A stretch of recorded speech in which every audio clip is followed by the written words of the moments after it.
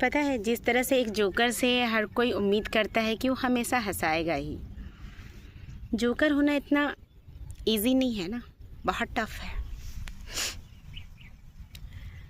उसके लाइफ में कुछ भी चल रहा हो, चाहे वो दुखी हो खुशी हो, उससे लोग हमेशा अपेक्षा करते हैं कि ये तो लोगों को हंसाने के लिए बना है, इसकी तो रिस्पॉन्सिबिलिटी है कि वो हंसाएगा ही हंसाएगा।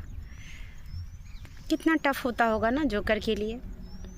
जब उसके लाइफ में सब चीज़ नॉर्मल होता होगा तब तो कोई बात नहीं, लेकिन जब वो खुद दुखी होगा तो वो कैसे लोगों को हंसा सकता है? आपने कभी रियलाइज़ किया है?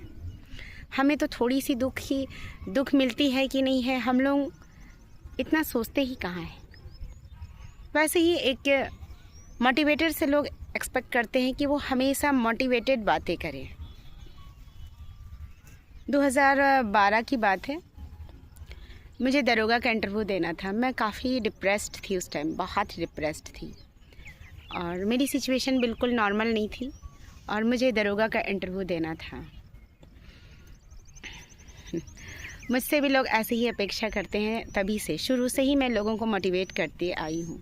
मुझसे बहुत सारे मेरे दोस्त हैं जो मुझे अपना मोटिवेशन मानते हैं, इंस्पिरेशन मानते हैं। मैं मोटिवेट क्या करूँगी, मतलब मुझसे वो लोग इंस्पायर होते हैं। मुझे तो कभी ऐसा लगा नहीं, लेकिन ये सच है कि जब मैं किसी को मोटिवेट करती हूँ ना, तो मैं खुद को मोटिवेट कर लेती हूँ। जब मैं कभी दुखी होती हूँ और इस तरह की से पॉजिटिव बातें करती हूँ ना, तो मेरे अंदर वो पॉजिटिविटी ऑटोमेटिक आ जाती है। तो उस वक्त मुझे दरोगा का इंटरव्यू देना था और मैं काफ़ी डिप्रेस्ड थी। ये अलग बात है कि मैं लोगों के सामने काफ़ी बोल्ड अपने आप को शो करती थी, लेकिन अंदर से मैं कहीं ना कहीं तो बहुत टूटी हुई थी, क्योंकि मुझे बहुत स्ट्रगल थे लाइफ को लेकर। हेल्थ मेरा सही नहीं था, मुझे अंदर से डर महसूस होता था, और ऐसे में मैं इंटरव्यू कैसे फेस करती ना। लेकिन कहीं ना कहीं मुझ में इन सब चीज़ों को इग्नोर करने की क्वालिटी थी मुझ में।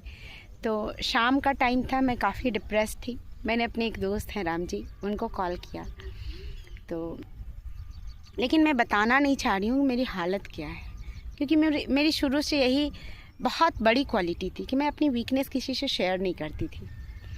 तो राम जी से मैं बात करने लगी।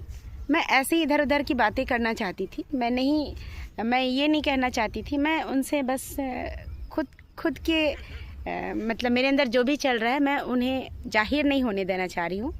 तो राम जी बोलते हैं, क्या हुआ नीतू, डर लग रहा है क्या?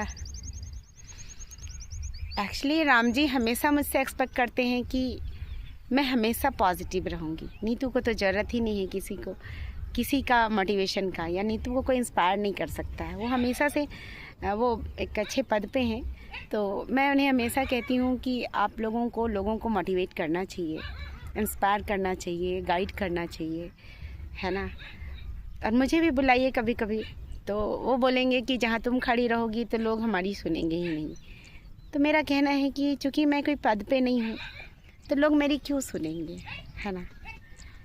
क्योंकि जो पद पे लोग खड़े रहते हैं ना, तो लोग उन्हें सुनना चाहते हैं। और एक अच्छे मोटिवेटर हो या जोकर हो या कोई भी कॉमेडियन हो, आखिर वो तो इंसान है ना, उन्हें भी मोटिवेशन की ज़रूरत होती है।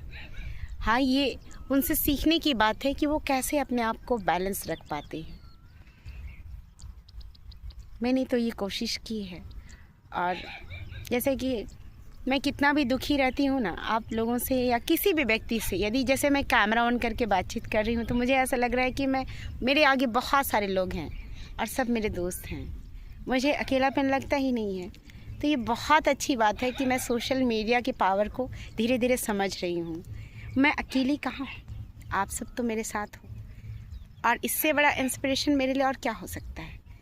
मेरी हॉबी है बोलना, मुझे लोगों के साथ बातचीत करना बहुत पसंद है, और यदि मैं पॉजिटिव और सकारात्मक बातें कर सकती हूँ तो ये ईश्वर की कृपा है मुझ पे।